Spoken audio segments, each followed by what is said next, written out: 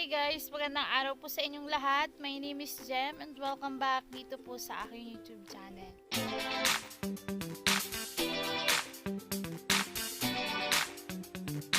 So for today's video guys ay papakita ko lang sa inyo yung kunting update dito sa sagingan namin kasi 'di ba 5 months na since nangyari yung tatlong bagyo na sunod-sunod na talagang nagpadapa ng mga saging natin. So ngayon, magbibigay lang tayo ng update, ng konting update kung ano na ba yung mga kalagayan ng saging natin ngayon.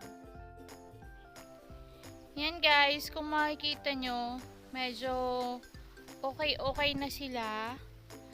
Lahat na sila nakatayo, lahat na may dahon. Yun.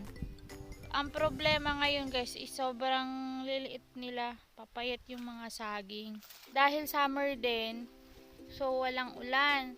Ang nangyayari yan, mapapayat sila kasi kulang yung tubig na nasisip-sip nila. So, meron na dito na mangilang-ngilan na meron na ding bunga. Meron na dito mangilang-ngilan na meron ng bunga. Pero iilan pa lang sila dahil nga yung iba maliliit pa yan, pero meron na ring namumunga na. So 5 months after nung bagyo talagang namunga na din sila, tulad nito oh. May isa na yan, meron na siyang bunga. So, mga 1 month niyan, maka-harvest na natin yan. Tsaka kung makikita nyo guys, yan o, ilan lang to? 1, 2, 3, 4. Apat lang na piling nung saging yung nabubuo pa. Kasi maliliit nga yung katawan nila. Ganito lang kaliliit yung mga katawan o. Yan. So, talagang lang, maliliit pa sila, may ikli pa yung mga buwig ng saging, pero at least meron na. Mangilan lang yan guys. Eto, tingnan nyo yan. So, 4 lang din yung mabubuo dyan yan. Kasi ito, pagka bumuka na yung ganito, kapag bumuka na yan, aalisin na yung bulaklak ng saging. So 4 lang din yung mabubuo dyan na piling ng saging, maliliit pa. Tsaka isa din sa dahilan kaya konti pa lang yung namumulaklak ay hindi nga, walang ulan, hindi sila makasipsip ng tubig. Kulang yung tubig ulan dito sa amin kasi. Pero kung makikita nyo guys, okay naman na sila. Yun nga lang, medyo maliliit yung mga katawan nila. So, pero at least paunti-unti makaka-recover na yan. And mga katapusan ng April, mga May, katapusan ng April, first week ng May, meron na tayong mga harvest dyan. Mga ilang buwig na din nandiyan kasi meron ng mga namumulaklak dyan. So ang importante naman meron tayong maani kahit pa konti-konti. Kung hindi sana summer ngayon, siguro marami nang may bulaklak dyan. Kaya nga lang dahil summer, konti yung ulan, so yun, hindi sila masyadong namumulaklak pa. Pero kapag tag-ulan na, sigurado marami na diyang mamumulaklak. Ito din guys, tingnan nyo. Ito 3 lang to. 3 lang yan. 1, 2, 3. 3 piling lang yan ng saging. Actually guys, meron na rin kaming mga nakuha na mga paisa-isa na buwig ng saging. Kaya lang yun, yung minsan 3 piling lang, 2, yun. Yun lang yung mga alaman nung nila, nung buwig. Kasi yun nga, maliliit yung katawan nila, so ang tendency konti lang din yung mapoproduce nilang bunga. So okay na yan, at least meron. Kasi guys, sobrang init talaga dito sa amin.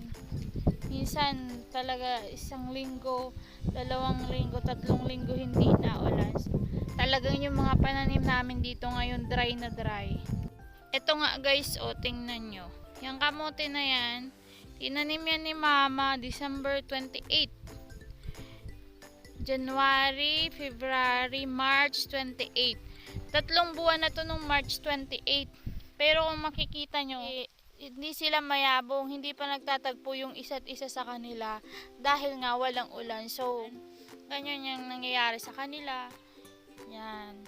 Walang masyadong dahon. Tsaka wala din yung masyadong laman. Konting-konti. Tsaka yung laman nila guys, sobrang liliit, hindi lumalaki. At naman ang pananim namin dito ngayon ganyan eh. Kaya ngayon, na-realize ko kasi actually, yung pagtatanim sa akin is bago talaga. Kahit anong pananim, sobrang bago sa akin. Lahat yun, first time ko itinatanim. Ngayon na-realize ko na kapag ka-summer pala dito talaga sa amin sa Bicol, hindi advisable yung magtatanim ka ng mga gulay, ng kung ano-anong pananim kapag ka-summer dahil walang source of water dito sa amin. Itong lupa namin, itong nirerentahan namin na lupa is sobrang layo sa tubig. So, hindi advisable talaga na magtatanim ka ng kung ano-anong gulay. So, ngayon, naisip ko na kapag ganitong buwan, simula February, yung hanggang matapos yung summer season, talagang hindi advisable na magtatanim ka ng mga gulay-gulay, ng kung ano-ano mga tanim-tanim, kasi hindi rin umaasenso dahil walang ulan. Buti sana kung may malapit kaming source of water na pwede naming pagkuhaan ng tubig, na pwedeng pandilig. So, pwede sana kaming pwedeng makapagtanim ng mga gulay-gulay. Pero dahil nga malayo, so hindi advisable talaga na magtatanim ka ng mga gulay. So, siguro sa mga susunod na taon, yung gagawin natin kapag malapit na yung summer season, talagang hindi na muna magtatanim kasi masasayang lang yung mga tanim-tanim mo. Kasi tulad nung nangyari sa akin, nagtanim ako ng pechay. Nagtanim ako ng talong. Yung talong ko is 21 days na siya. Maliliit pa. Minsan lang madiligan yung talong kapag mayroong naipon na tubig galing sa tubig ulan. So, hindi pa siya masyadong lumalaki. 21 days na siya.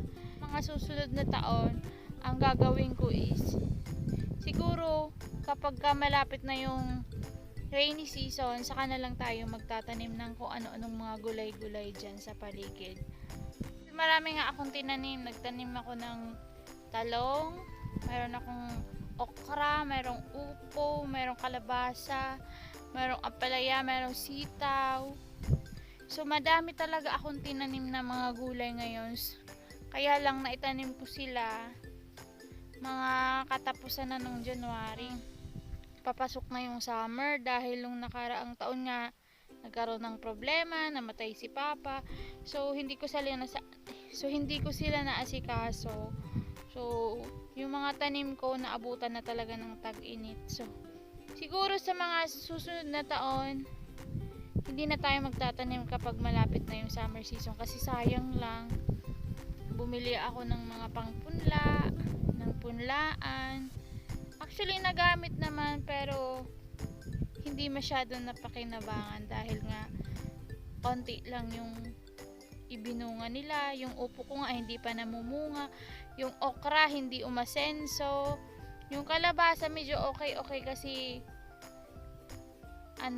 kasi yung kalabasa is okay lang kahit hindi masyadong madiligan. Lumalaban siya sa init ng araw, pero yung iba talaga, yung upo hindi pa namumunga. Mag-ilang buwan, magtatatlong buwan na din. So, medyo nasayang lang yung ibang pananim natin dahil nga sa tag-init. Pero okay lang yun. At least, meron tayong natutunan na dapat kapag malapit na yung summer season, wag na magtatanim kasi sobrang init. Buti kung meron tayong pagkukuhaan ng tubig. So, yun.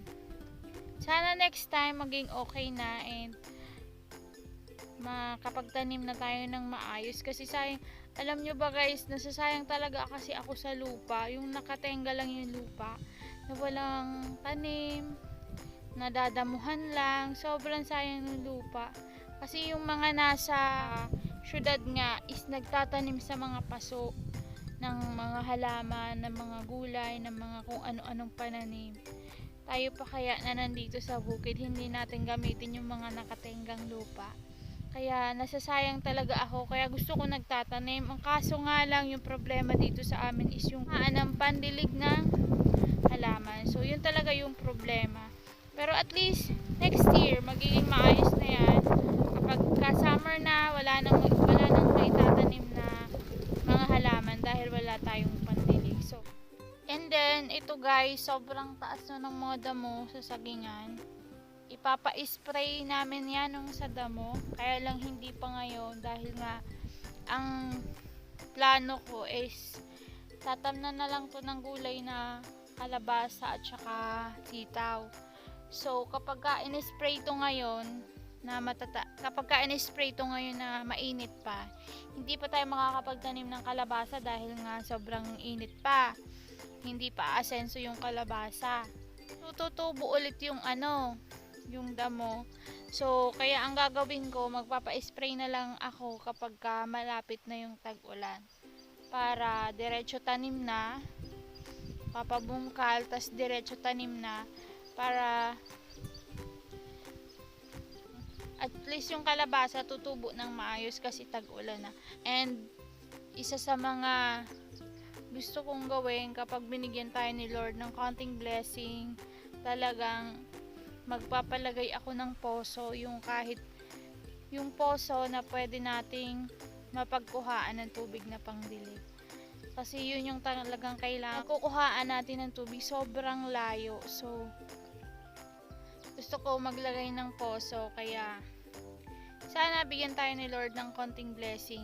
Sana mamunga yung mga saging natin ng madami para makapagpatayo tayo ng poso na pwede nating pagkuhaan ng tubig. Yun lang naman yung isa sa mga gusto kong gawin ngayon, yung magpalagay ng poso, kasi sobrang hirap nung mag-iigib ka ng sobrang layo para lang pang dilig sa mga halaman. So yun lang guys, binigyan ko lang kayo ng konting update dito sa sagingan namin. Ngayon, konting-konti pa lang yung mga bunga. Yung konti pa lang yung mga namumulaklak dahil nga hindi pa umuulan. Pero kapag katag-ulan na, marami naman na yan. So, antay-antay na lang tayo na dumating yung rainy season para kahit papaano mayroon tayong ma-harvest na mga saging. So, yun lang guys. Sana po nagustuhan nyo yung video na to, and please don't forget to like, share, and subscribe po dito sa ating YouTube channel, and click the bell button po for more upcoming videos. Thank you guys for watching, and see you on my next video.